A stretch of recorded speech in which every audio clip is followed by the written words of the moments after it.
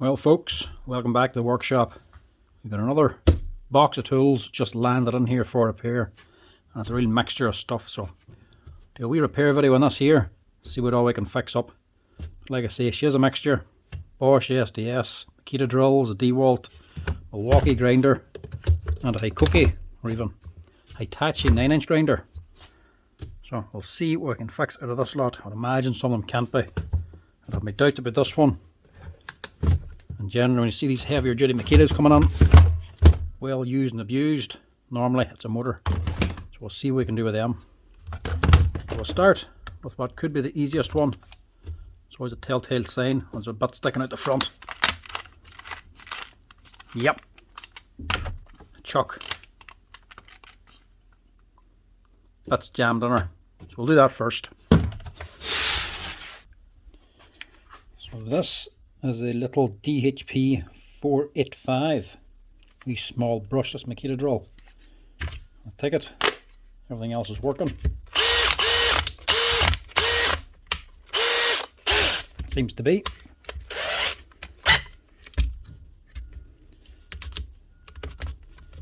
It's on drill mode. It seems to be loosening, but it's not actually. Yeah, she's well jammed on there. Right, when they get like that, the first thing you need to do is get the butt out. Don't break it off in there. You want to actually get the butt out so you can get the screw out of the centre. If you get the butt out, the chuck might be loose enough to back off, so you can get the jaws on to get the screw out to hopefully knock off the chuck. But that all depends if you can get this out. If you can't get the butt out, you'll be cutting her. So first off, see if we can knock this off. The easiest way to knock it out is to actually just stick it in the vise. Tighten that up. Hold the drill when it's this small a bit so it doesn't break on you. And actually knock the drill off the bit.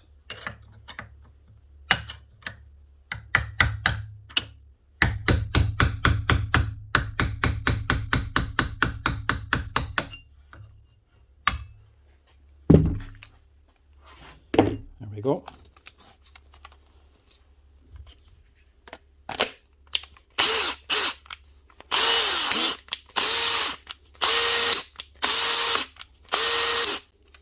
Mightn't even have to change that chuck. We'll just see what she's like first. And so the chuck actually does work. She was just jammed up because it was tightened up so much on this bit. That doesn't necessarily mean it doesn't need to be changed. If that's the size the bit he's using, you can see the jaws are actually rounded, so you have to tighten it up that much to get it to hold this bit. Plus, the jaws aren't exactly lining up correctly. So one's sticking out more than the other. So unless the threads are starting to go as well. Plus it's rusted. If it was bigger bits he was actually using, he might get away with that. But this is what he's using. It's more than likely going to want that chuck changed. He left it in anyway to get a chuck on it, so may as well change it. Now, when it comes to newer lithium drills, especially brushless motors, they have a little bit more power, so it can be a little bit tricky to get the chucks off.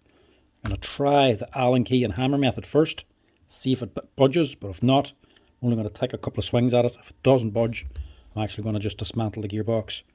Brushless drills, because they have more torque, not so much these here ones, but when you go into the bigger ones, these bigger Makitas and that, the 481s, the ones with loads of torque on them. If you can imagine, these things here, if they've got so much torque, they can put all the torque through the chuck. So if you're reversing and you're jamming it up, these things have enough torque that if the chuck comes loose, they'll actually just shear off the bolt inside and just unthread the actual chuck. So bigger machines like this, the chuck will be locked on extra tight. That'll be really torqued on there. Very, very difficult to actually get it off. A hammer and Allen key will not budge that chuck. You have to dismantle the gearbox and lock the spindle. These ones can be the same way, depends how tight they are. If it's loose enough, you can just knock it off with an Allen key, but if it's too tight, don't keep swinging, you're just going to damage the gearbox. So I'll try that first. First thing is get out the screw. Put it onto low speed and in drill mode. And get a good flat screwdriver to undo the screw. And that's a left hand thread, so you turn it as if you're tightening it to take it out.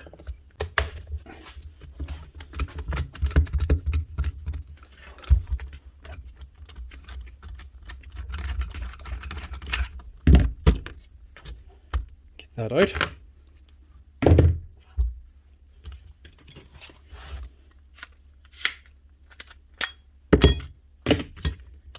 Get yourself a big 10mm Allen key. Lock that in.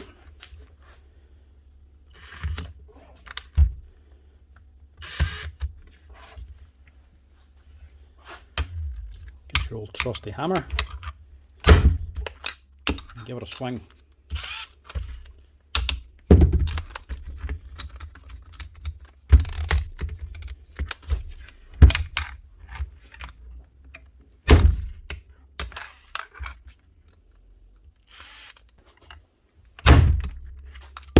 Lovely.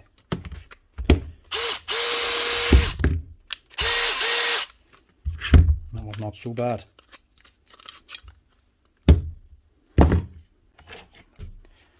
If that had been the bigger one, there's no hope in hell of knocking it off with a hammer and Allen key.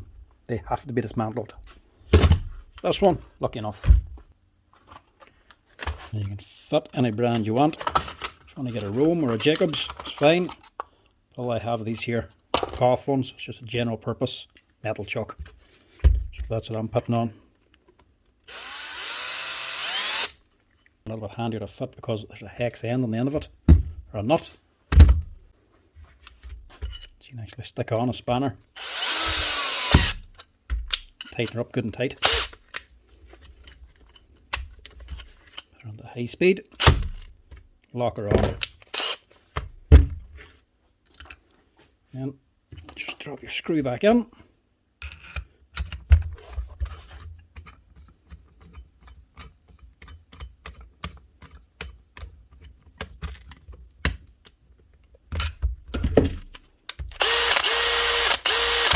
That's her. Even give him back his back.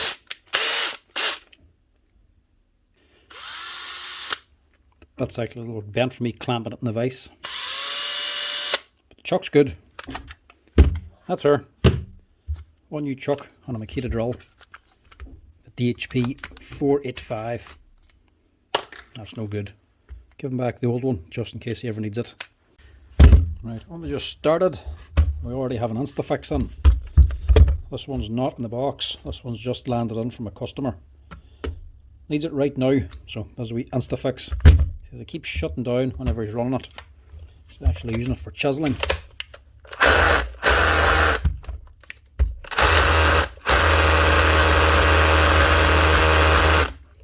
Runs no problem, but every now and again he says it just stops. Kept doing it this morning all the time. Every 10 seconds it kept shutting down. Hammer action's not stopping, this actual motor just stops dead. Shuts down, you let go of the trigger, pull it again to get it to start up again. But imagine it'll be a loose contact somewhere. If it was a brushless motor or controller, it'd be a complete stop. Wouldn't work at all. Maybe a switch, but more than likely a bad contact. Now these Makitas, even when new, these 242s sound terrible. Never like the sound of the hammer action. Sounds so rough. But the actual performance of the drill, can't really fault it, to be honest. It sounds bad, but it does the work. Especially when you're actually hammering with it. You don't notice it as much as only when you run it dry like that. It makes that sort of rattling sound. This one, I would say, will be one of the leads with the spade connectors going onto the control board.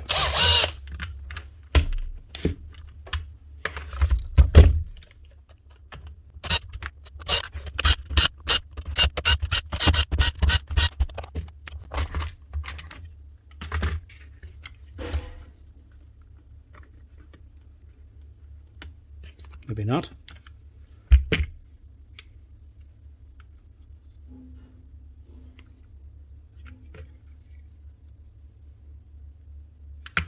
It doesn't seem loose.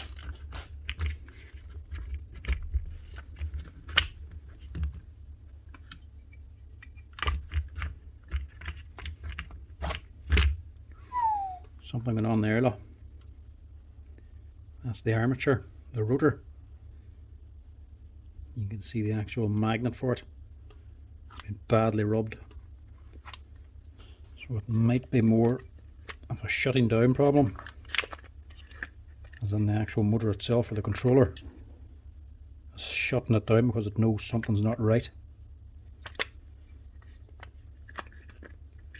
Normally when it's one of these 3 leads, you'll see them burning a little bit.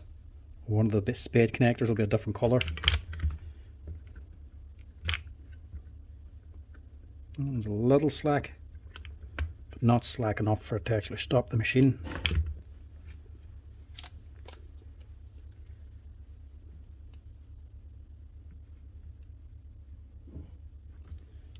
Tighten it up anyway, just in case.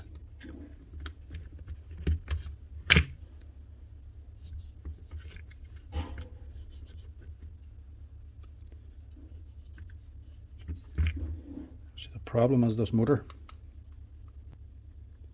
It's actually worn through, look. So that's where the field is. It's been rubbing, banging off the field. So a new armature is needed.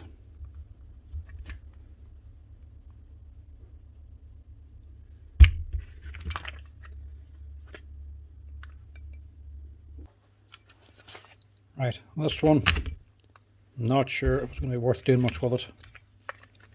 After cleaning it, you can see the actual windings in the field are a little bit discoloured. So I'd say that might have got heated up. So the resistance could be high in that. But there's not much point in changing that and leaving the armature like this. That armature costs about €80. This here cost about 30. So you're onto 110 straight away to fix them 2 things. That's nearly half the price of the machine once you put the actual lever onto it. And at the end of the day, the machine's actually still working. So I'm not sure if it's actually going to be worth it. More than likely, the fault is the stator. You can see that it's actually worn here. The centre's not worn out. The 2 edges are. So the stator must be rocking back and forth. So if it's moving, it's going to be wearing away the actual rotor up here. But it does feel pretty solid. Maybe a little bit of motion that way. So the only way to actually fix that temporarily or get any extra life out of it is to actually fix the field a little bit better. To clamp it down. So the best way to do that is just like the grinder, stick a wee sheet of paper on. So I don't think I need too much. I'm going to do 1/2 just to pin it down that little bit better. That should be okay. It's not a proper repair, it's just a last ditch attempt to get a little bit more work out of it. Otherwise you're spending about €150 on parts for this.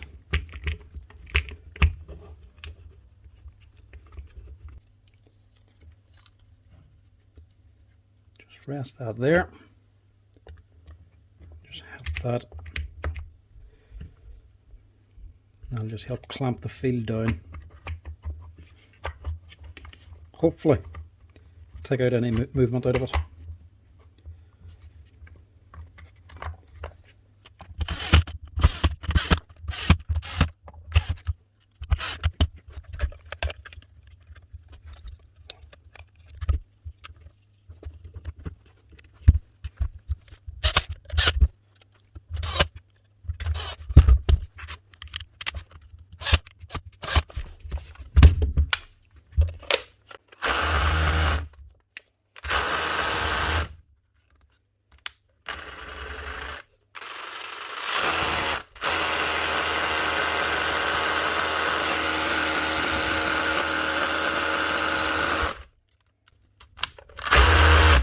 Right, hopefully that'll keep them running for a little bit longer. Doesn't look to be in too bad a state, but it's actually a 2015 machine. So it's going on 10 years old, this thing.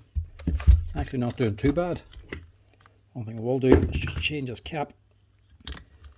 because that's all worn out. This will be causing the bits to either get jammed in or fall out. I'll replace that because that's only like €2.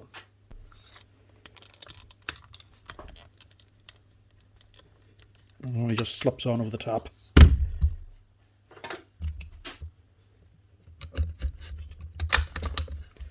And that's her. One wee quick Instafix. Looked at and hopefully improved, but not properly repaired. To repair it, it's going to cost too much money. So this wee DHR 242, we'll have to do like that. We'll keep this man chiseling anyway. Next up, we have a wee Makita.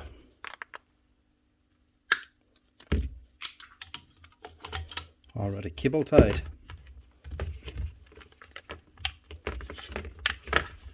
This is the GA4530, and I don't think this is going to be fixed.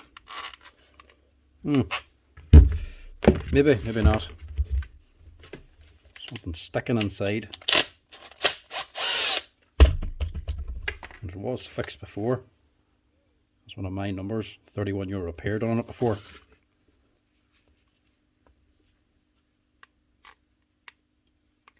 Yeah, that one's gone. Armature blown out of it. 2012 machine though, so it's done 12 years of work. You see it just there.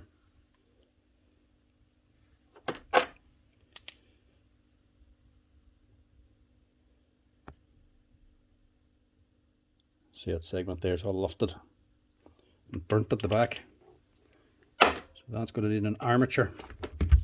We'll quickly price it, but I don't think it'll be worth it. Right, so the armature isn't all that expensive.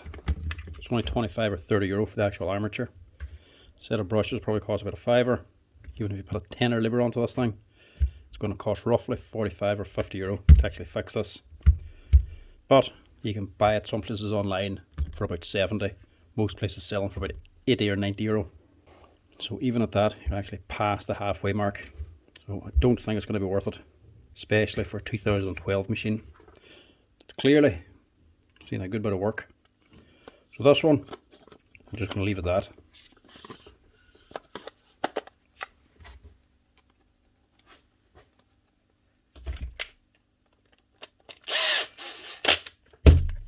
If I was any younger or in any better condition, might have put an armature onto it, but that one, that's just not going to be worth it.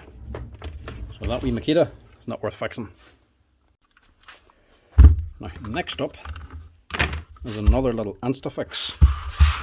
I just dropped this on a regular customer and he needs it fixed straight away. He wants to see if it's worth fixing, at least. This is a wee FF grip sander. Clearly seen quite a bit of work.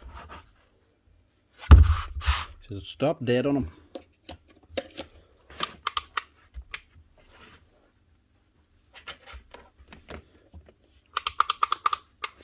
Nothing. See if we can do anything with this. Check the obvious stuff first.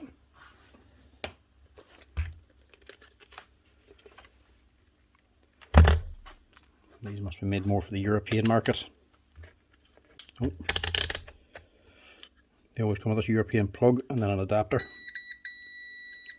So that's okay. Fuse is alright.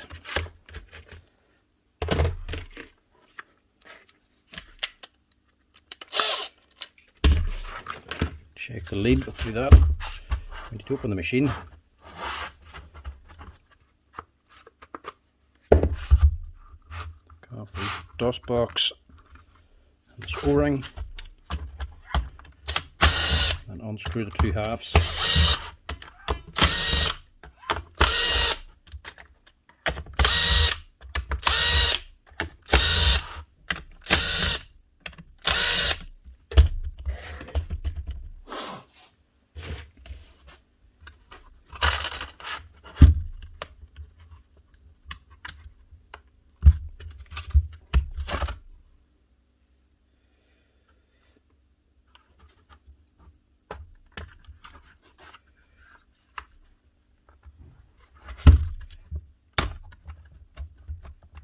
This will be a tight fit.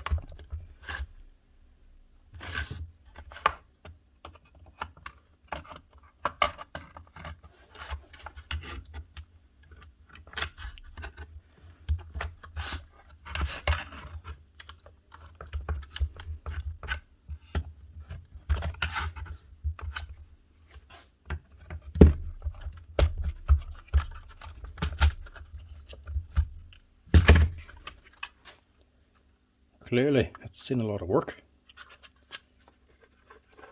What's the actual problem?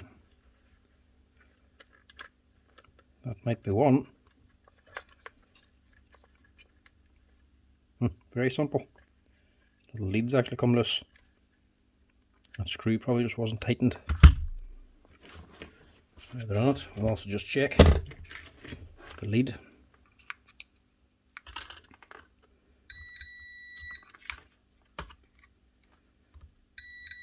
Yeah, that's alright. Right, we'll give us a quick clean, fix that cable, and that's it. This has clearly been in the middle of being used because it's still nice and warm.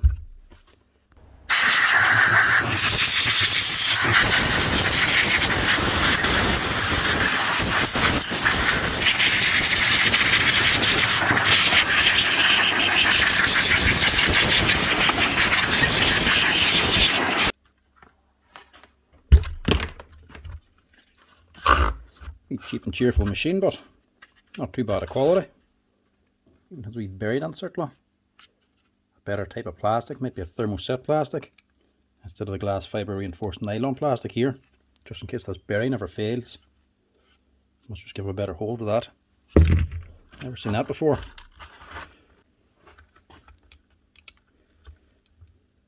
Just make sure the rest of them are actually tight now, in case that's not the only one. Actually are a little bit loose. Sweeten them up and reinstall this.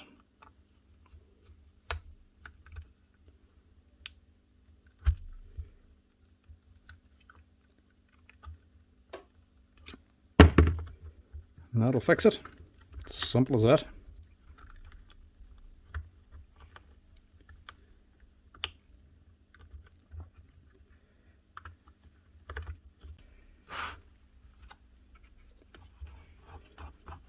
Everything else looks okay. I think that's it. Now again, this will be a tight fit. Make sure you get these wee plastic inserts for holding the base lined up.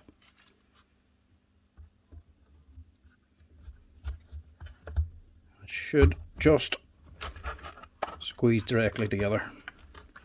Shouldn't have to line anything else up. That's it.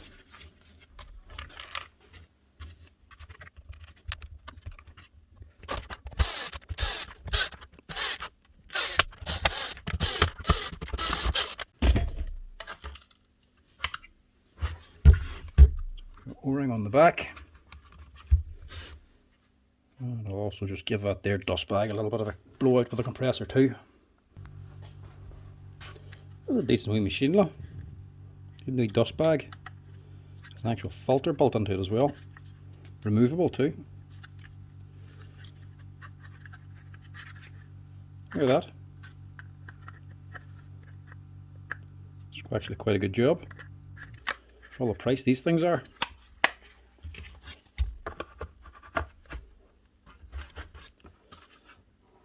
That's her.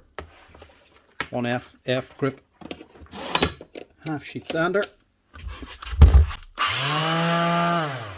Up and running again.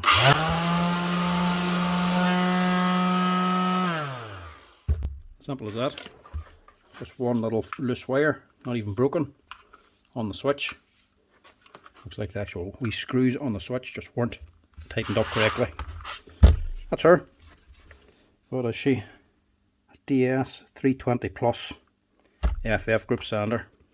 Cheap and cheerful, but still able to be repaired. You can actually buy parts for this brand as well. Right, looks like I've got two of these Makita 458s in.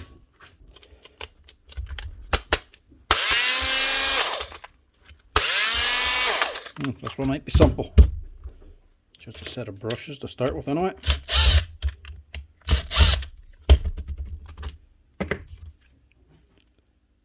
Yep, no, not that simple. Brushes aren't making contact, that's okay.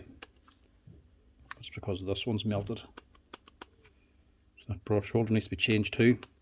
The question is the actual armature okay then? Because to melt that, you have to give this a good hard workout.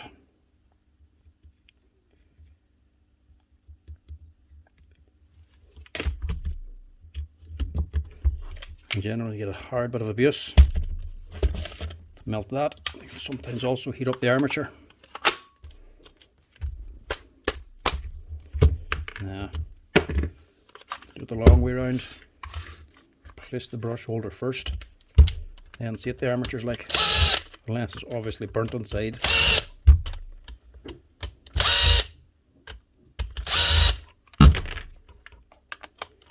Now these would be worth an armature. For a stage about a year or two ago, you could pick them up on Amazon for about £60. So they sort of weren't worth fixing then when they were that cheap, but they're no longer that price. These cost about £90 or £100 now. Or here, some places they actually charge about €150 for these, so an armature would be worth putting on when they're that price. Switch might not be worth it. They cost about €70 or €80. But if it's just an armature, brush holder and brushes, it would be worth it.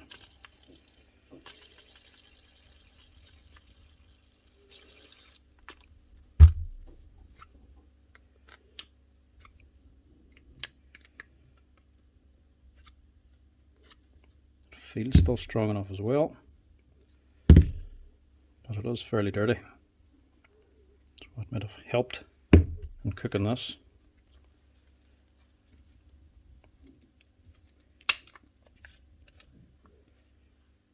That's all melted. It'll be worth that in the brushes anyway.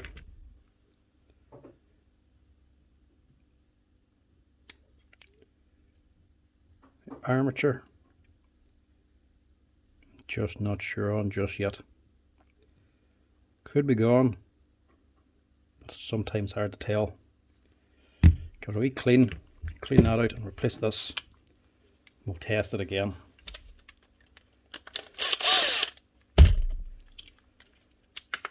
Just give this a wee clean it first actually.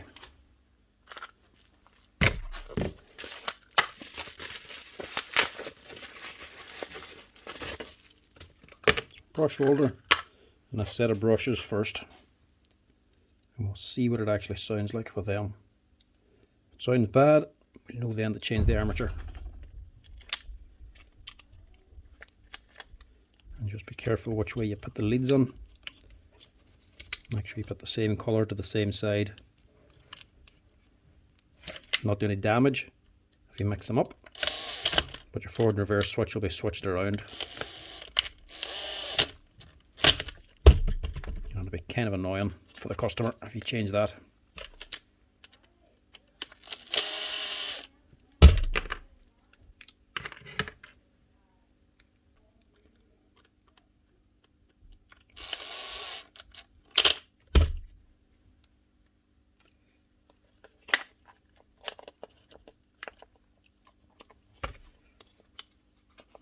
Torture getting these to squeeze on. To curl the cables back here, push them down, get this brush holder to fit on. That can fit on like that. Put on your change lever. That's her ready to go.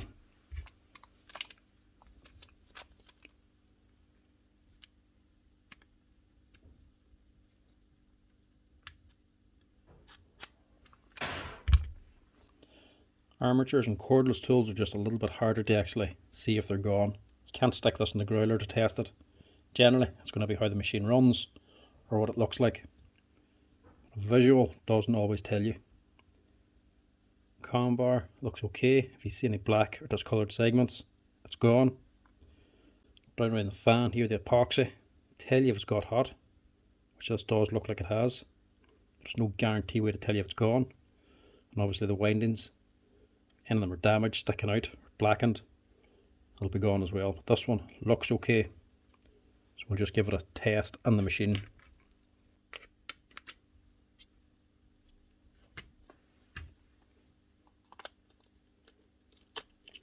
We'll just do a sound check on it. Sounds good, it's good.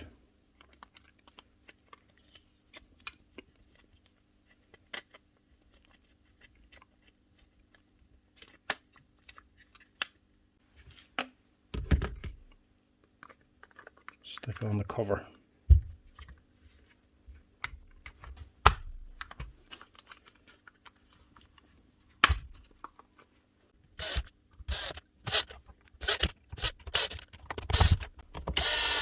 Still quite popular drills these as well.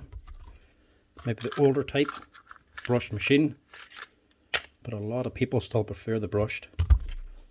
Brushless is more powerful than that, but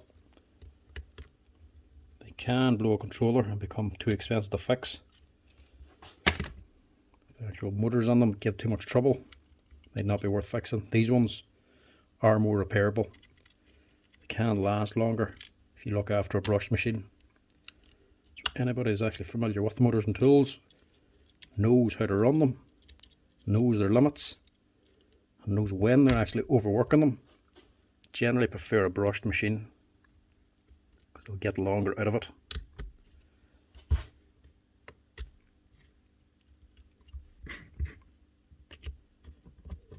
Now we'll just do a sound check before we screw anything else in.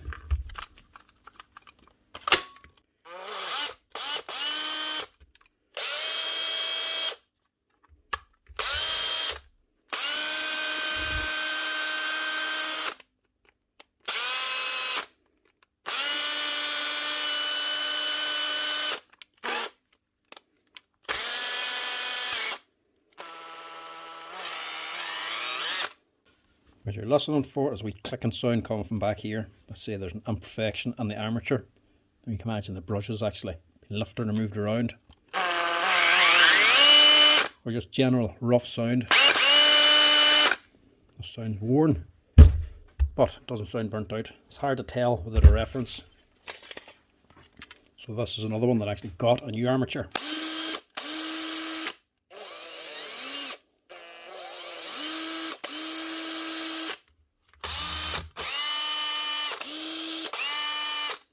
Nothing wrong with that. So that's okay. Passes the sound check. It does sound a little bit rough. Not rough, worn. But then, that is a well-worn machine. You'll generally know the sound.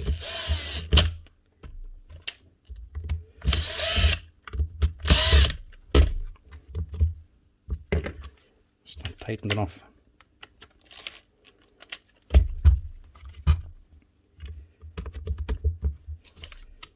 Generally, you'll know the sound when it's a bad armature. It especially shows up on low speed. It just will not go on to the low speed. You'll hear it just struggle and not turn.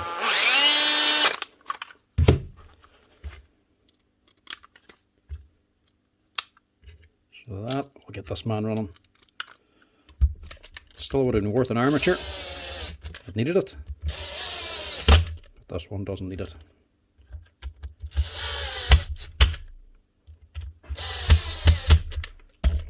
So that's her. The DHP 458.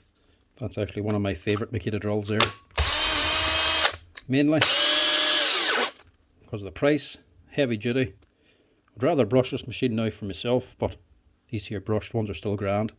But mainly the chuck. They're one of the best chucks you'll actually get. Good Japanese made steel chuck. These here give very little trouble. And they're a good tight jaw on it. They were always a selling point of these machines. And a good alternative if you're looking for a good quality chuck. But they cost like €60 to actually buy on their own. So not cheap, but very good quality. Anyway, that gets this man running for this wee Makita. Next up, we have another corded grinder. This is an older Hitachi one. 240 volt as well. So this is an old machine. It looks like a well-used machine.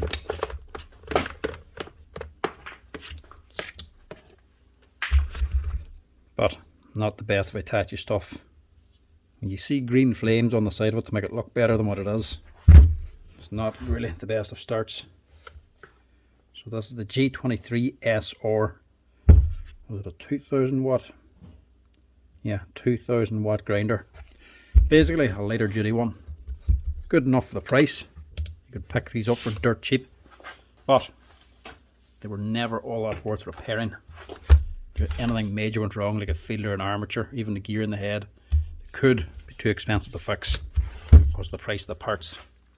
We'll see if this one can be fixed. We need a fuse for it anyway. There's nothing on there. Normally when they come on without a 13 amp fuse on it, it's for a reason. Generally it'll be because they've actually blown it. See if this one does.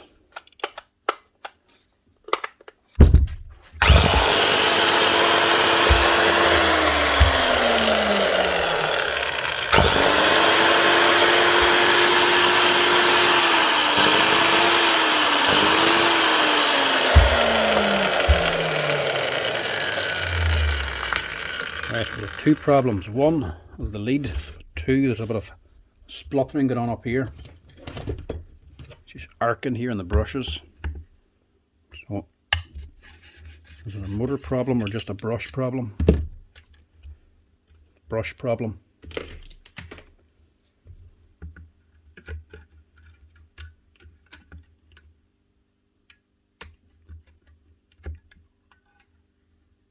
Brushes are jammed. Stuck in the holder. Corrosion. So this one should be able to be fixed. Free up the brushes. Don't even need to replace them. Still plenty of meat left on them. And change the lead. That should get this running again.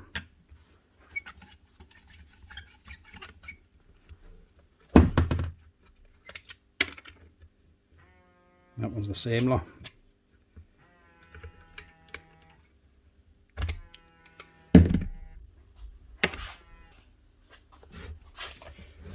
The main thing is going to be the lead.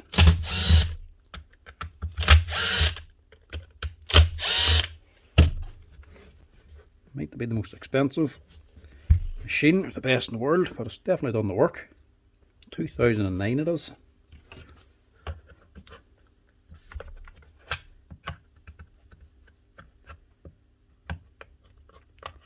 Handle's a little stiff.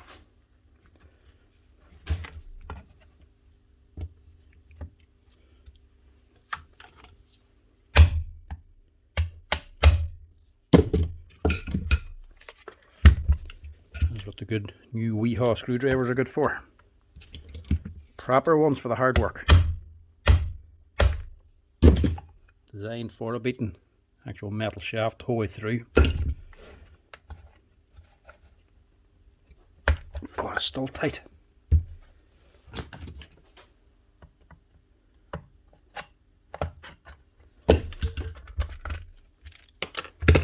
There we go.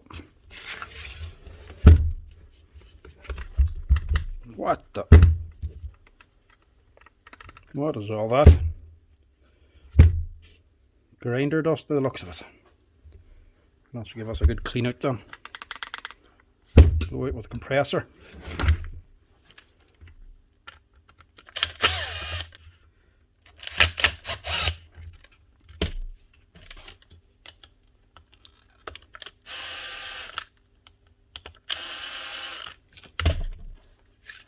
Just keep the grommet as well.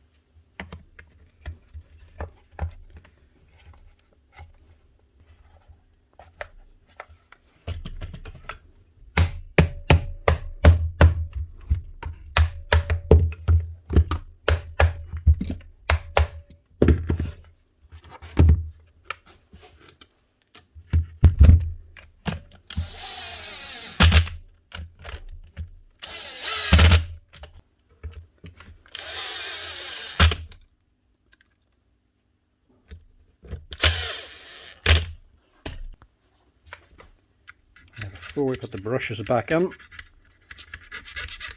just give the holders a little bit of a file. See that wee blue tinge? There's a little bit of corrosion. See? The holders are started to rust or corrode. This thing's probably lying up somewhere in the damp. Give them a wee rub. Also give the brush.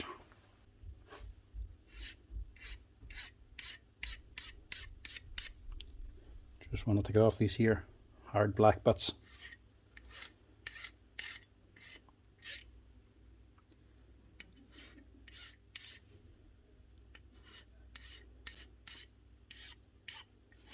Do the corners as well.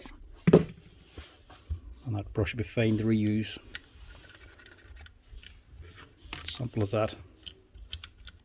It's just a corrosion, dirt and gunk builds up in the brush and starts to stick it. It will no longer move in the holder. Spring will not be strong enough to push it down. So as it wears away, it doesn't keep moving down to make contact with the armature. Then it starts to leave a gap. And all of a sudden then it starts doing that spluttering sound. Just file them until you hear them smooth.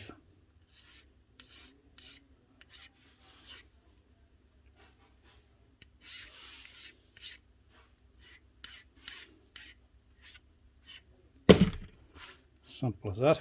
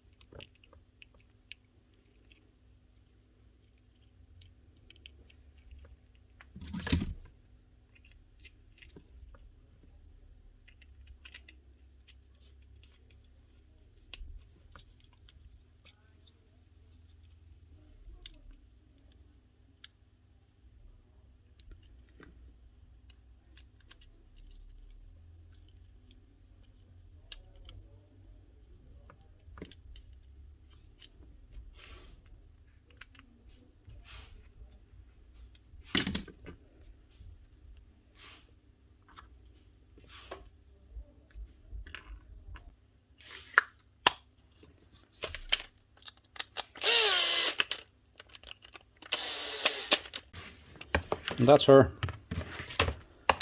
ready to run, or ready to test at least. I also cleaned out the head of it as well. Just give it a rub with a wire brush. So all the stuff that fell out down here, it's actually caked in on up here as well. It's all compacted with grease and that, so just scraped all that out just to clean it up. Now, what does she run like?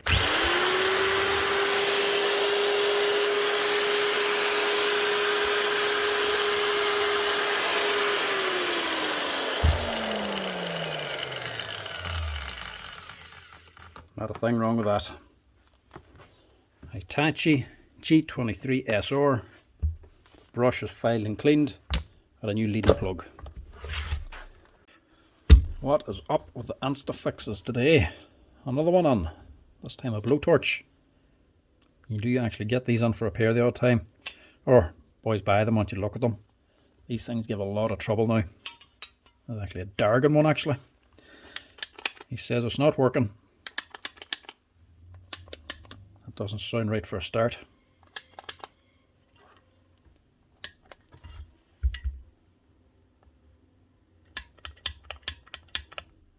Not seeing an arc. Might be what's wrong.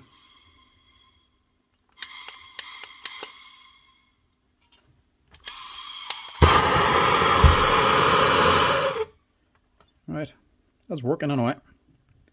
It's just not lighting.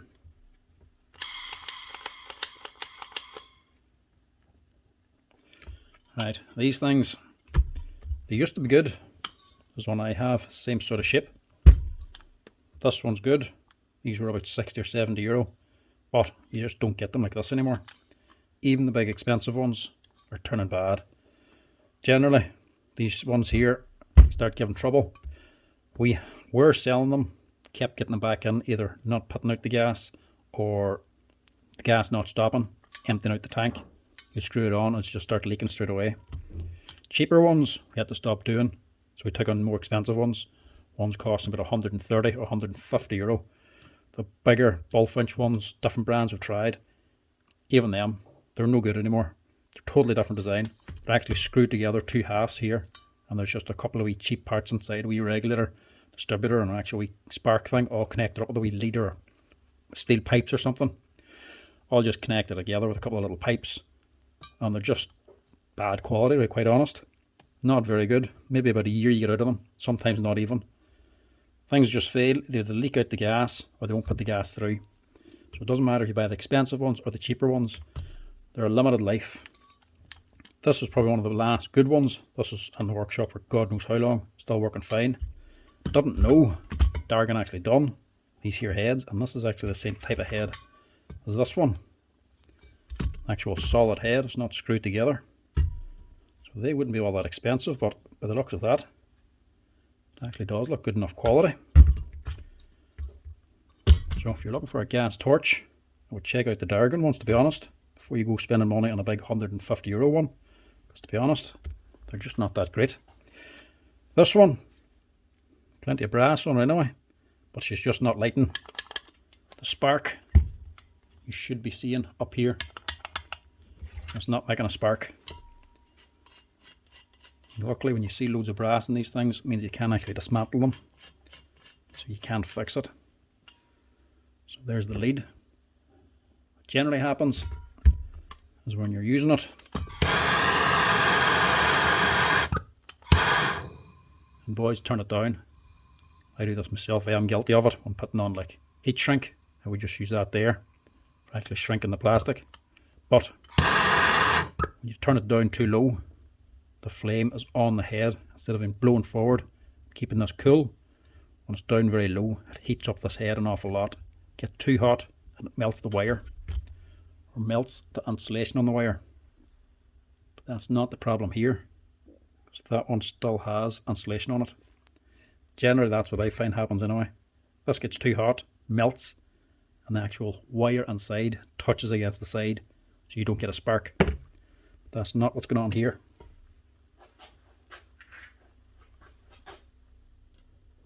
This one must be shorting out somewhere.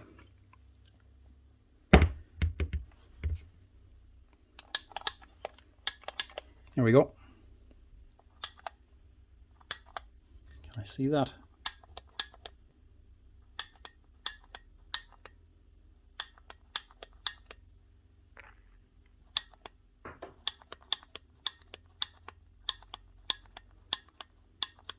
Just shorting out just there. So what's happened there, the wire's still good, it still has a sheath. And down here it's going through the hole. This has this little braided sleeve to stop it from wearing, so that actual wire doesn't short out in the brass here. But that wee braided sleeve is actually worn through just from rattling around a lot. So this wee brass hole here, it's actually quite sharp. So that sharp edge is actually cut through braided sheath, the insulation, and it's exposed the metal, so it's actually arcing back here instead of up here. So that's all it is. This should be a simple wee fix. First thing you want to do is take off that sharp edge without breaking that wire, obviously. Just a little file, so it's not as sharp and not going to cut through. This little repair. After that, just get a bit of heat shrink. Just insulate that wire again.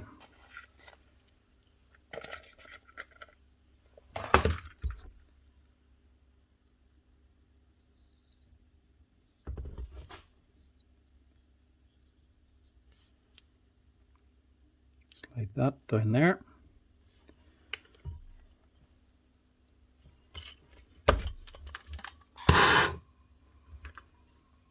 Then do what I was telling you not to do. Turn your torch down too low. Just in case I'm going to put it on another piece as well. Just to ensure it doesn't do that again.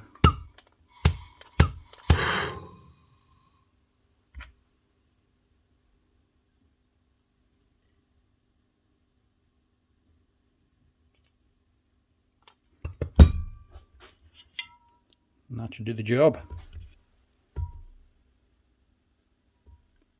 Put your head back on.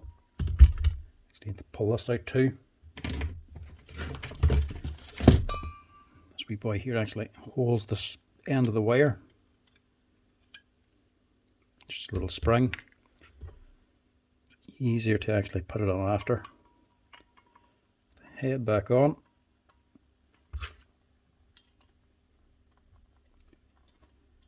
Tighten that up.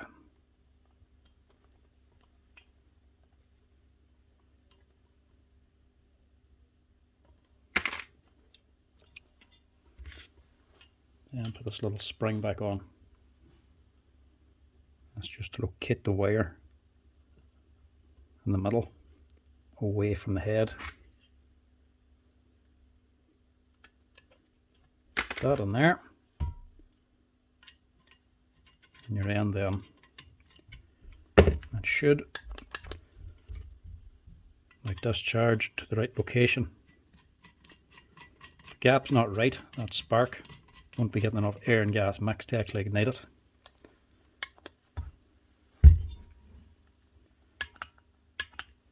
Look down in there now. It's hard to see in between the frames. You can see a little blue flash. That should fix that there, no problem. Look at that. Nice cheap and easy fix.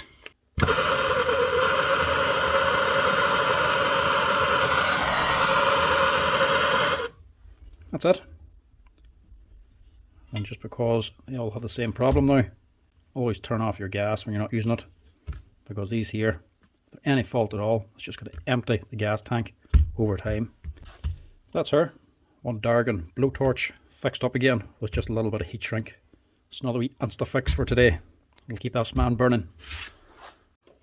Now this is not part of that job lot. This is a separate one. Only including this because I just need to make a start on it. These types of repairs I really don't like doing now because they're very time consuming. The problem's not the drill, the problem is the battery. This thing needs a boost. It takes a long time to do it, so I need to make a start. So, charger works. Got a blinky light. The battery isn't holding the charge. So this is an old Hitachi 24 volt nickel metal hydride battery. You can't buy these anymore. You might get them copy ones, but you'll not get the genuine ones anymore now. Everything now is lithium. These here will just break your heart. Especially for 18 volt stuff. Really don't like taking them on, but for this Hitachi one, 24 volt, it's worth a wee look. These here, because they're older now, boys just are no longer using them. They're lying in a shed or lying on a shelf, gathering dust, and not being used as just a death sentence. The old NiCad or metal nickel hydride batteries like this here. If you're not using them, they're going to die. You need to be taking them out, using them and charging them every so often. If you don't, they build up a memory inside. Even if you start charging them wrong, they've actually built up a memory. If you're only using it a little bit, then charging it, keep topping it up, you actually build up a crystal inside the cells. It's actually called a memory, and it stops it from taking a full charge again. That there happens over time, or just generally not being used.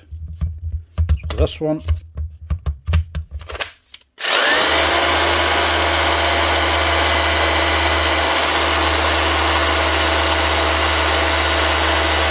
it is running, but it sounds a bit low in power.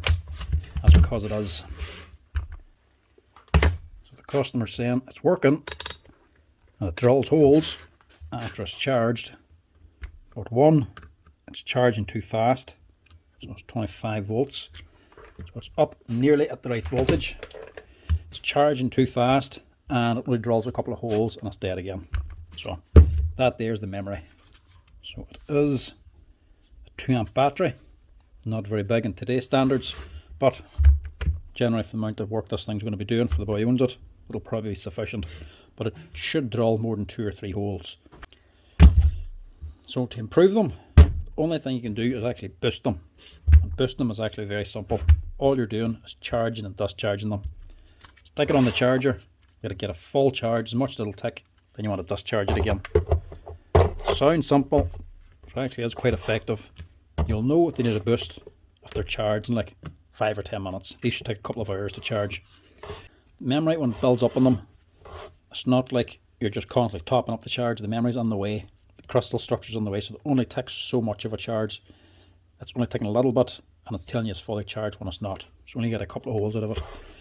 When you charge it up fully and discharge, you start breaking down the crystal structures inside the actual cells, and you start clearing the memory. Only problem with it is you have to keep doing it over and over and over and over again till you actually get the thing charging for longer. So you can maybe have to do this here 6, 7 or 8 times. It's fine now. This might be charged up in 5 or 10 minutes. When it's charged, all you need to drain it is then just an incandescent bulb. So anything bigger or the same as the battery itself. So there's a 24 volt battery, it's a 24 volt bulb. This also works in 18 volt tools. If you use anything smaller, like a 12 or a 6 volt bulb, this here will just pop the bulb itself, break the element. So whenever this is fully charged, stick it in the bulb and it'll drain the battery nice and slowly over a long period of time. That'll help correct the cells inside. So draining it, first time could take 20 or 30 minutes. Stick it back in the charge. Hopefully then it'll charge for say 30 or 40 minutes. Stick it back in the bulb. It could take 2 hours to drain. Keep doing that over and over and over again.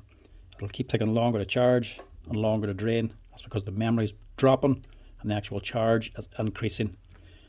Does the job, and it can salvage your batteries and saves you have to buy a new one, but it takes a long time to do. And here in the workshop, it's just an extra wee thing you have to do throughout the day, constantly checking the charger and putting batteries on the bulb to actually drain them down again. It does work, but it's just time consuming and really annoying to do. So I'll stick that on charge. Don't think I have to do any of this. This here is basically brand new by the looks of it. 2014, so 10 years old and hardly used. Drill's going to be fine. It's just going to be the battery. To replace that, it's going to cost 200. To boost it, it's going to cost 20 or 30 euro. So leave that to work away. Next up, we have a wee Bosch SDS. That was a 36 volt, sorry. Not an 18.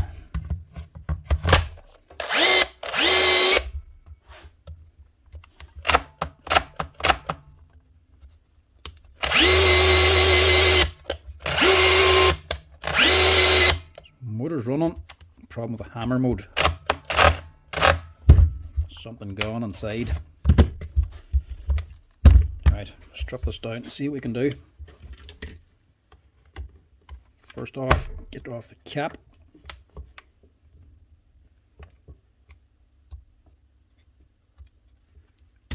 I might use a good screwdriver.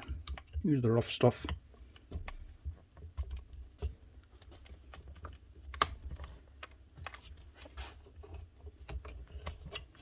Prise that off. Pull off the sleeve. That's to get to these 2 little screws on here. Can you see them? Them 2 screws there, look. See? 2 here and 2 there.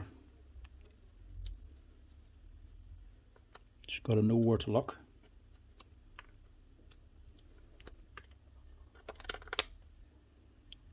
Completely hidden. I think there's nothing there.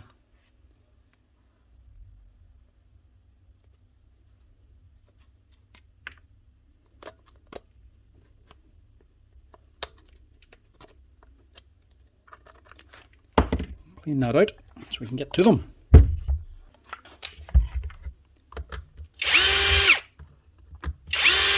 Then start unscrewing.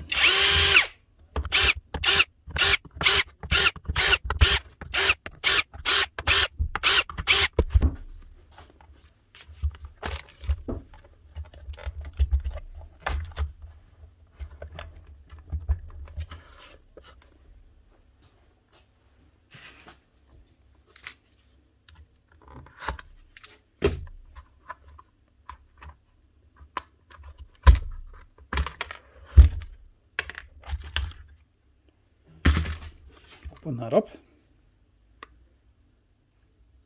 See where the problem is. Looks like that's got something to do with it anyway. That shouldn't be sitting loose.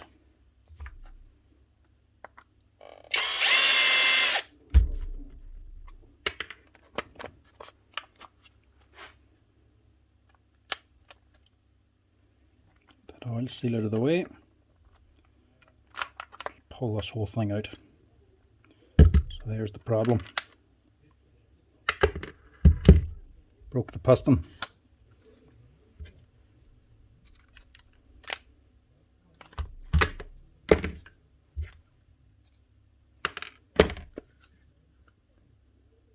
Right, have to get that a clean out now because that bust. It actually blew the whole back of it out. Look.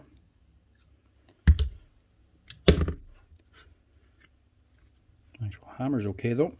Need a new O-ring in that. New piston. The jack shaft looks okay. Sometimes these pins can break off as well, but that's alright. Give it a wash and I'll see if I've got a piston for this thing. I think it's safe to say the grease is more than likely the problem here. It's all gone hard. Look.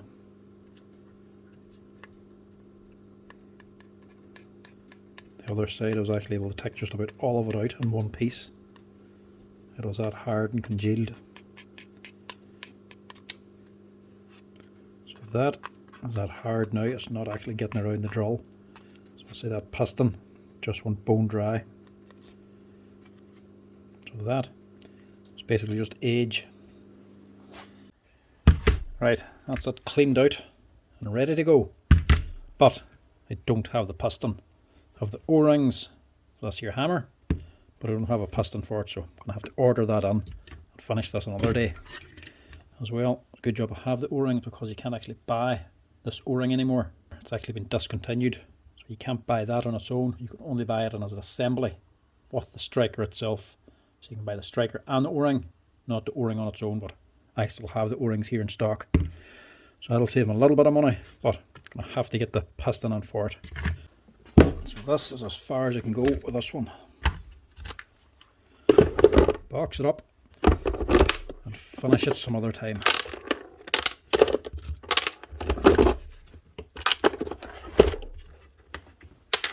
Just throw everything in, even the broken bits, so that you know what you've actually changed and what you're waiting on.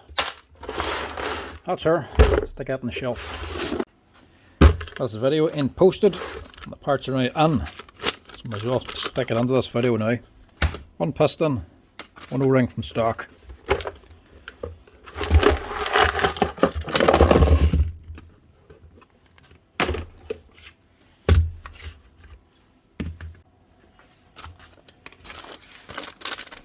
So these can be a wee bit tricky getting back together again.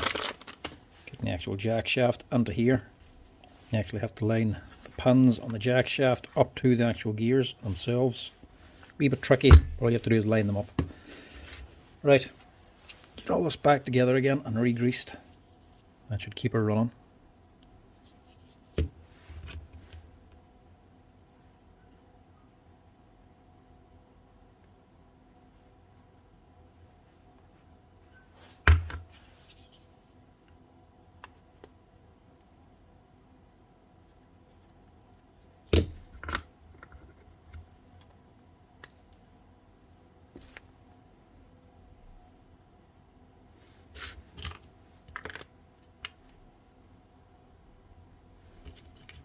Two washers that stick on to the piston, and the pin then goes through the two of them.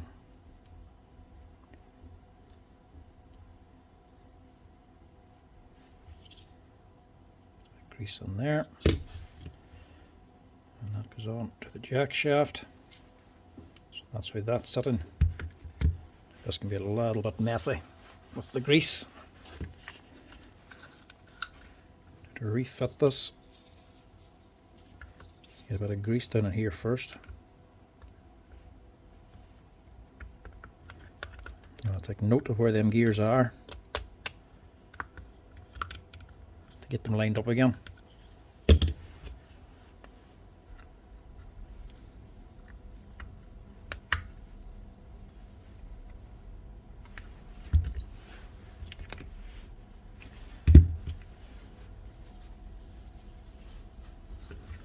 Also get your oil seal on as well before putting everything in.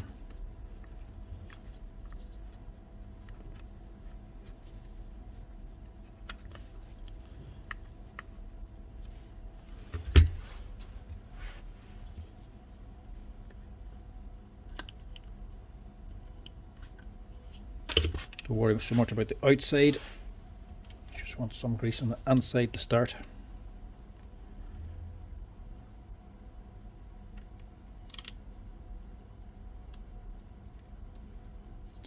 Plenty of compression out of that.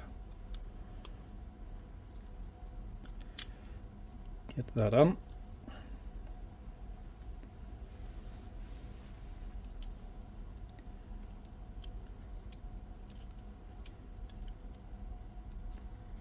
Now this is the awkward bit.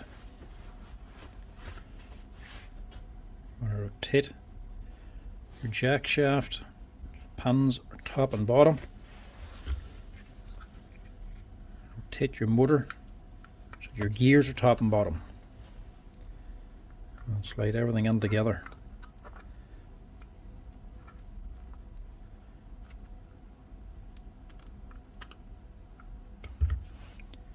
If you're right, there should be no play whenever you rotate this here fan on the motor. You should be able to rotate that and there should be no backlash.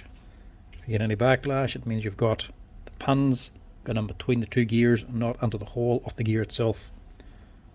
So if you've got backlash, take it out and try again. Just give it a wee turn by turning the fan to make sure everything runs smooth and turns as it should. If you mess that up and you put the pins in between the gears, you're going to strip out the gear teeth or break off the pins in the jack shaft and you'll be out more money again.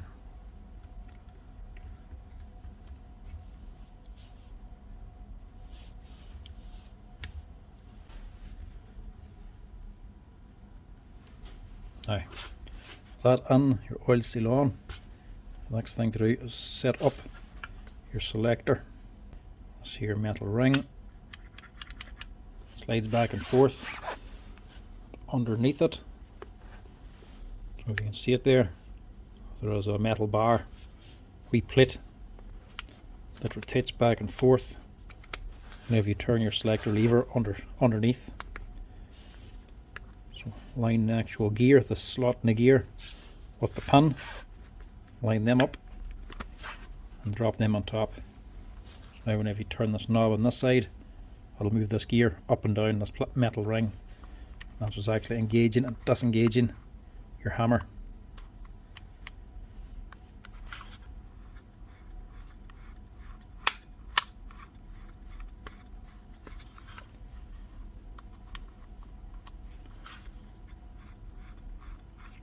So that's rotation only, no hammer mode.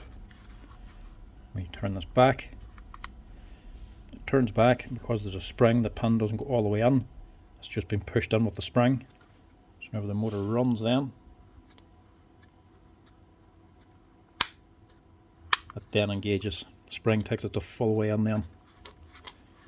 That's that. After that, give it a good drink of grease.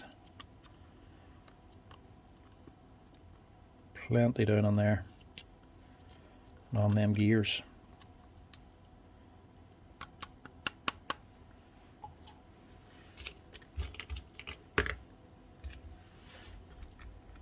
Single screw this side.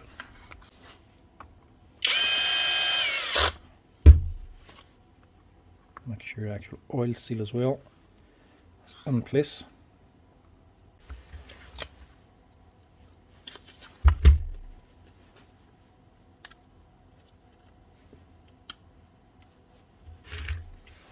That's just your barcode label.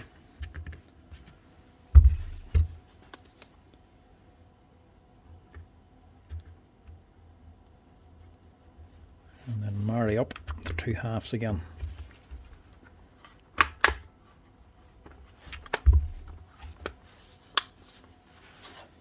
sure it's closing all the way around, and make sure your battery retainer down here is in the right position. The spring is actually engaged in the housing. Sometimes that can go to one side, and put the battery retainer off to one side. Make sure everything's on, and then start screwing it together.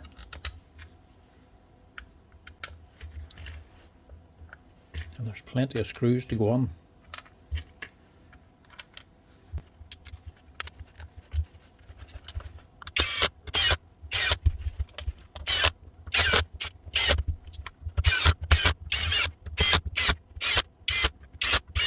On the top then, you have a metal washer on top, then your plastic sleeve, then your rubber cap.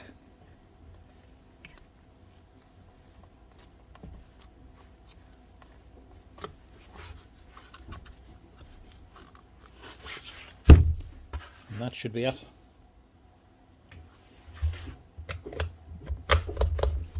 I'll give it a wee test.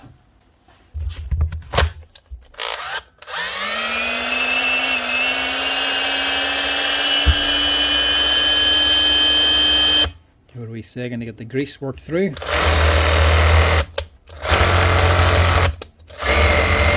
Battery's dead. See if that's any better.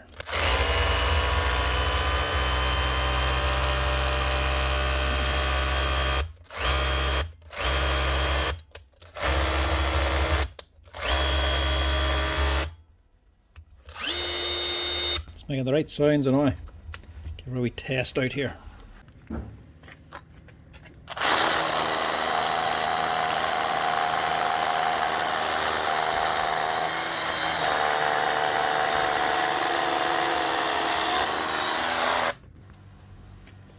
Nice one. One Bosch 36 volt with a new piston, O-ring and grease. That piston is a common wee thing to go. If the grease dries out in it, costs around €10 for that. The O-ring itself only costs around €3, but like I said, that's not available anymore. You have to buy it with the striker. So to change the O-ring in it now actually costs more than the piston. This is a tenner. The O-ring and striker cost around €20. So that costs twice as much as the piston. Might be expensive now, but even still, it's still worth actually putting them on. So if you have one of these compact 36 volts and it loses a hammer, buy the piston and buy the striker as well to get that O-ring. Stick the two of them on, it'll get you up and running again. Get it hammered properly, wash it all out, put new grease on, that'll get you going. Well worth doing, because I don't even think you can buy these compact 36 volts anymore. And when you could get them, they were quite expensive. If your motor's going and your jack shaft isn't broken, it's just your piston, change the piston on the striker and that'll get her up and running again. Well worth the money. That's her. Now for the old Hitachi, we got the blinky light. That's been sitting charging for about 20 minutes. It's already fully charged. So now we should take our wee bulb, stick it onto the negative and the positive terminal. This lead wasn't made up for this battery. Shove them in there. Let that shine bright now for about 20 or 30 minutes till it dies down. Once it goes dim, leave it. Let it go all the way down till there's no light. It's not the actual brightness you're using to drain it, it's the actual heat. It's an incandescent bulb, so this is glowing white hot and making the light, but it's the actual heat that's draining the battery. So you want to drain it completely. So even whenever the bulb is just a little red element, let it sit on until it's totally dead. You want to drain this completely. So that should shine now for at least 20 or 30 minutes, hopefully.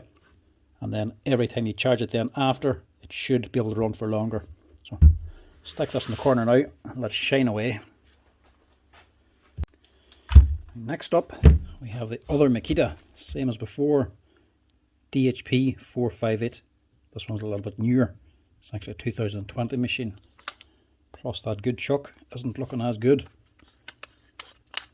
It still turns, mind you.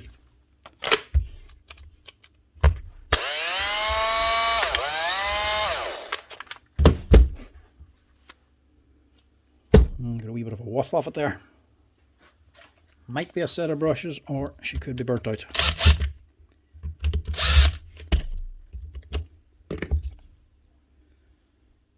This one might be burnt out. Both brush holders are actually melted. I did get a smell whenever she started running. It smelt like a burnt out motor.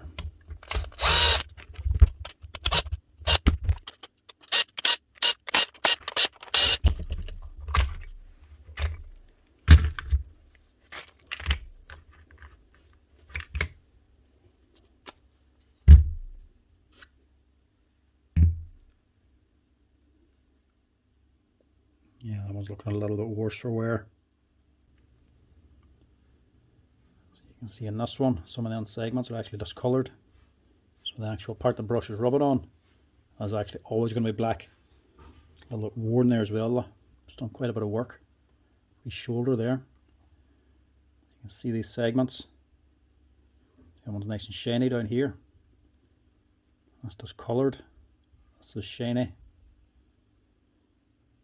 These ones look good, and that one looks bad, and that one looks bad, and that one there is definitely black. So that one is definitely gone.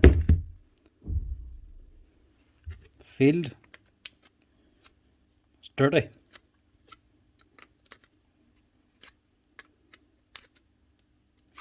But still seems to have a strong magnet. So we might get away with that.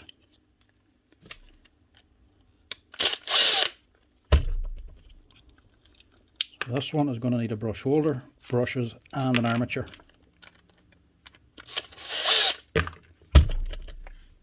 a wee bit of a clean as well. I'm hoping the chuck will be alright, because if it needs a chuck as well, it's not going to be worth fixing. But if it's only the motor, we should be good. So parts, CB440 brushes, these cost about €8. Actual brush holder part here, that costs roughly around tenner, and the actual armature has a list price of €35. So compared to 160 for a new one, it's well worth doing this. If you want to get these parts even cheaper, you can get them online. Sometimes you can get these on Amazon. If you're stuck, you can also get them on sites like AliExpress and stuff like that, where you will get them a good bit cheaper. But you'll have to wait about a month to get them.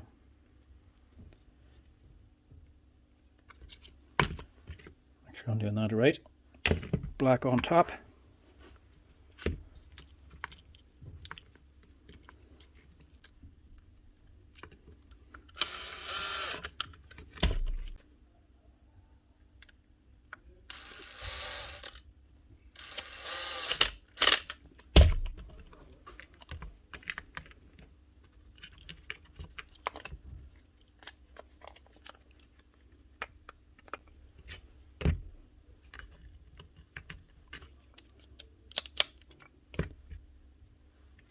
And sort out your motor. There should be a wee red line here on the opposite side. This wee square cutaway that drops onto this pin. So the red line always faces forward.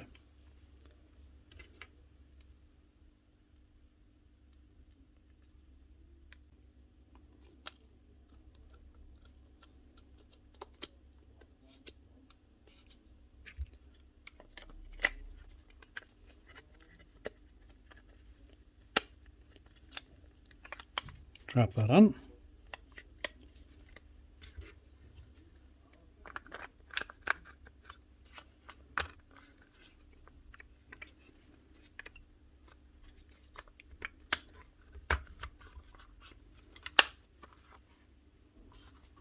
Drop on your cover.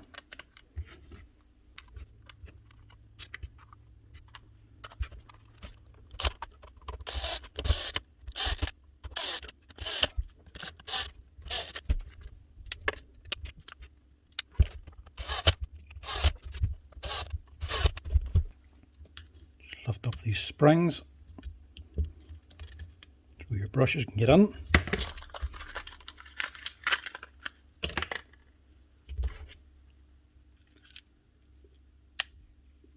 Drop on your brush and re-engage your spring.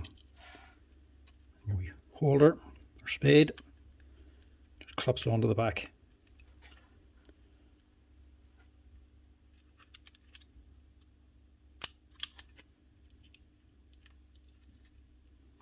These are good drills as long as you don't overwork them. They will do a good bit of work, but when they're getting hot, that heat has to go somewhere. Don't run them until they actually get scalding hot. Just they'll actually do quite a bit of work. I actually have about 3 or 4 of these particular ones myself. This would be my favourite one.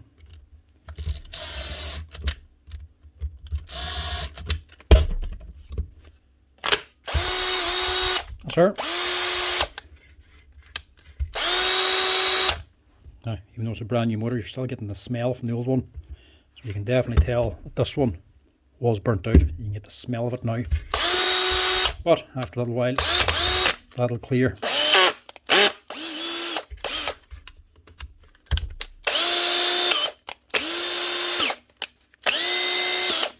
And that chuck is still good as well.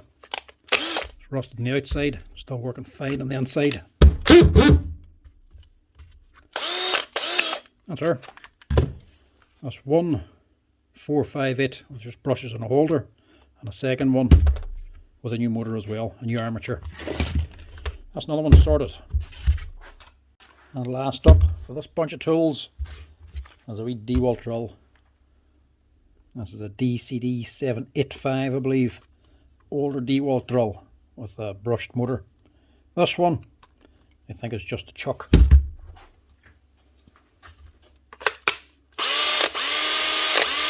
Yeah, motor's working.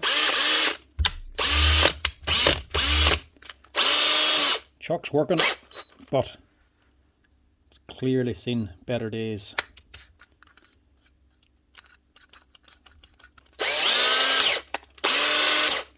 Chuck itself is actually still closing, mind you. Closing tight. But he just wants this changed. So, low speed. Stick her in drill mode. Get the screw out of the centre.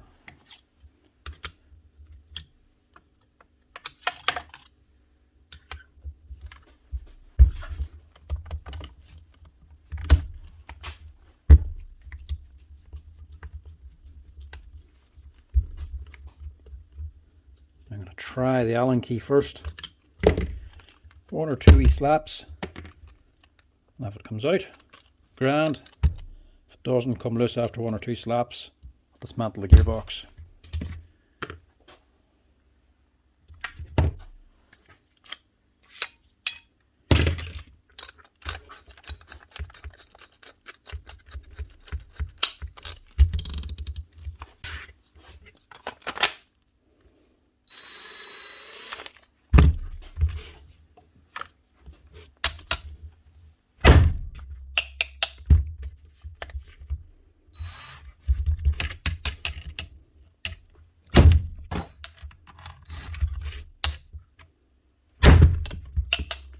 Like we're dismantling. Right. If you go much more than that, you can end up damaging the gearbox or the spindle. So 1 or 2 slaps is generally alright. If it doesn't come loose, do stop, because you could end up damaging the spindle or the bearing on here and making the chuck all loose. But this one's alright. Too tight. These here, sometimes they can be torqued on extremely tight. So to take this off, I'm going to strip apart the gearbox, to get to the spindle, to lock it, to actually torque off the chuck. Or you can get a grinder, cut it off, cut off the here, remove the actual jaws and everything, and you can actually grind down one side to actually free up the spindle. You'll cut through some of the threads on the spindle, but you'll actually break the clamping hold on the actual chuck itself, and it'll just unthread very easily. But very messy and annoying actually cutting with a grinder. We'll just dismantle it this time. But generally, cutting is a lot faster.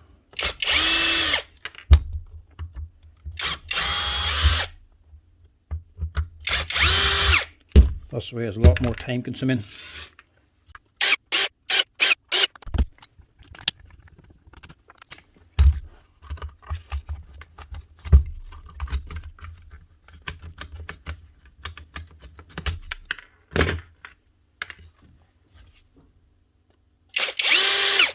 A little bit of a clean out as well.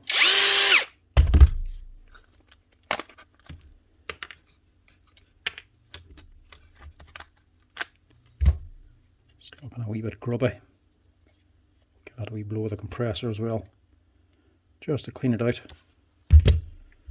This is the main bit.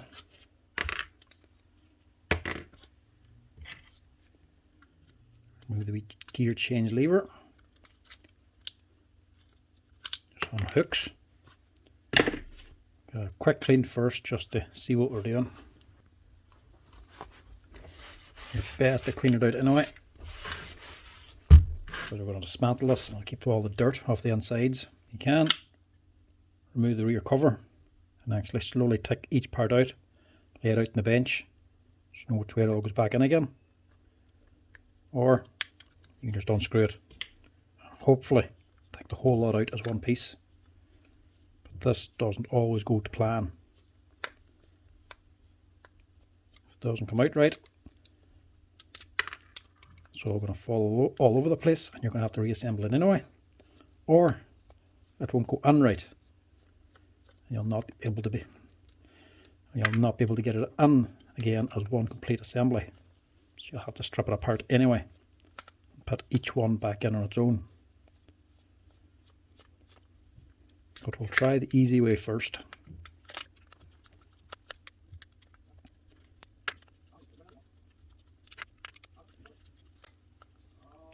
So this will be on springs, so we'll lift up as you take out that last one.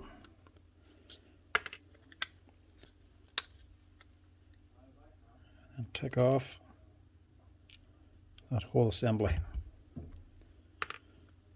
Leave that on there. Put that there too. Dump all this out. Don't worry about putting that back in later. So what we want to get to is the spindle here. We want to be able to lock that. So to do this, I simply have this piece here taken out of an old drill, this actual center piece. Pull that out and jam it into a socket. This is a 13mm deep impact socket, so I have to cut it a little bit to get it to fit, but jam it inside of there, and that'll give you something to actually turn this here spindle with.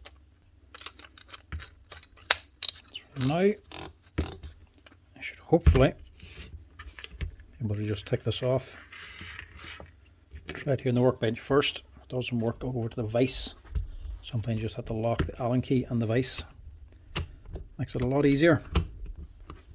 But I'll try it this way first.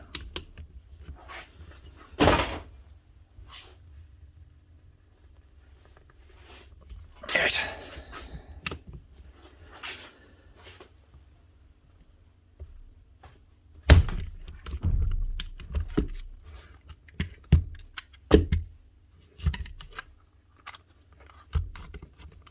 Nice one. But awkward doing it that way, mind you. The vise is easier. Just did it like that so I didn't have to move the camera. Take that out. Don't need this anymore. Just the chuck off.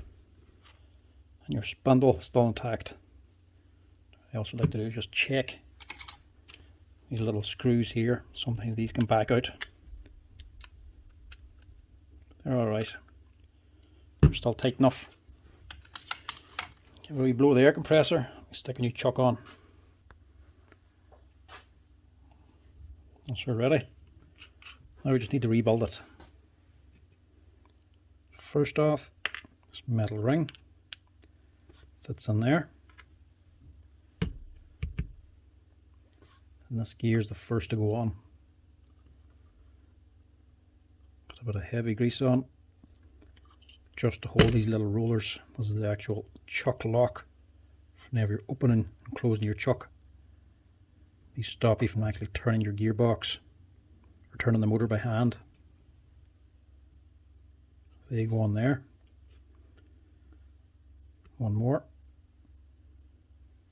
Grease just holds them in place. Then that can go onto the spindle.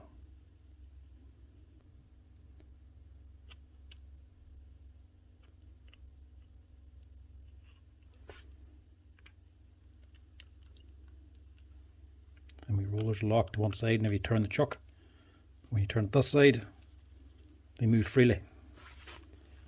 So they go on there. These ball bearings are for your clutch.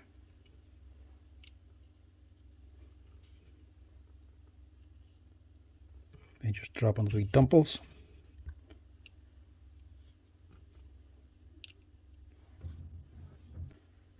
Those are in. Take this big gear, which is your actual clutch gear. Drop that in first. That sits in there. This metal washer sits on top. And you can put these little gear teeth on, or little gears.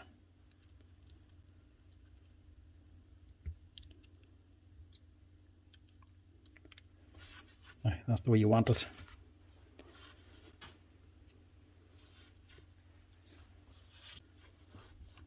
So that's how you want it. We should be able to just put the two together.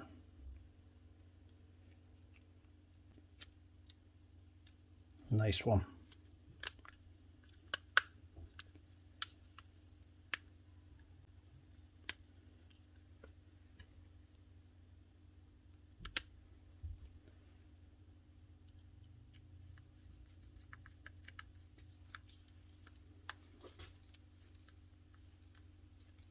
So this door, this top cover is the last thing to go on. Pretty sure of other videos up there on how to actually rebuild this.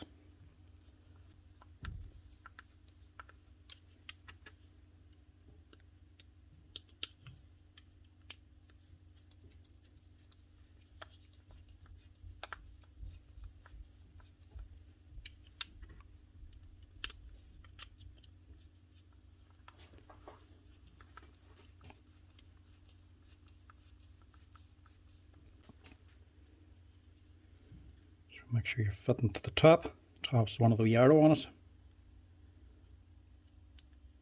Make sure you hook it onto the actual selector gear.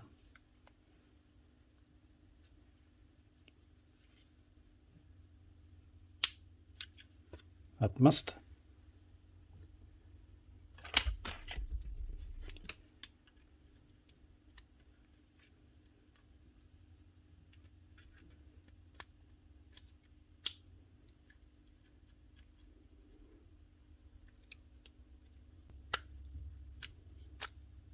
That's it.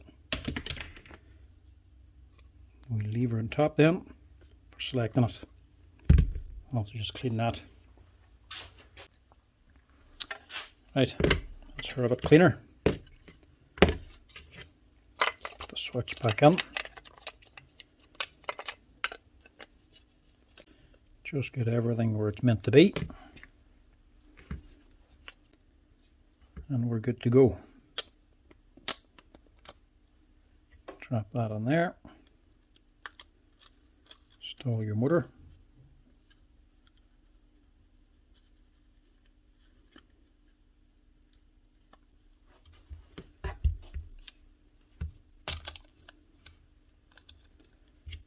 Spread the brushes to get your motor on. This little insert goes on the back to hold the bearing. And all that should just drop into place.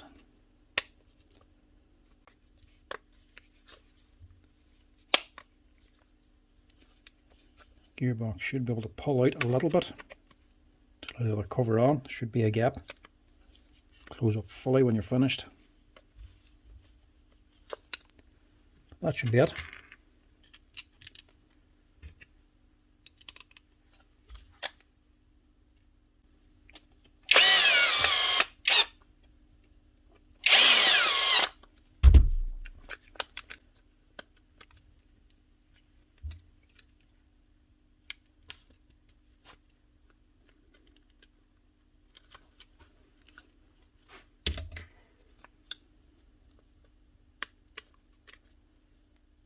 That's it. Make sure everything's on. Change levers engaged. Should be able to drop the housing on. And that's it. Gearbox can push it the rest of the way. And you're sorted.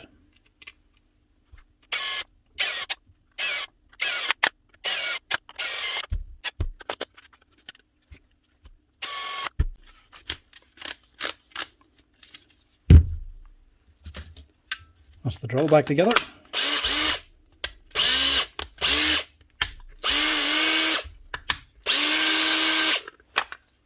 I just need a chuck. That's not an expensive drill, so I'm just going to use one of these cheaper metal chucks. These are the all black ones. These cost about €20. The ones with the red band on them cost about 28. It's just this black one. Doesn't have the hex end on the end of it for a spanner. But you can just use your Allen key to snug it up.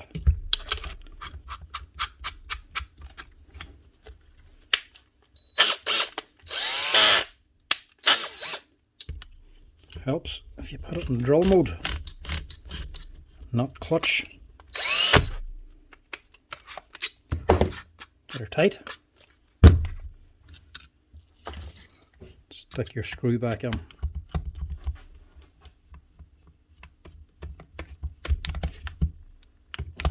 And that's her.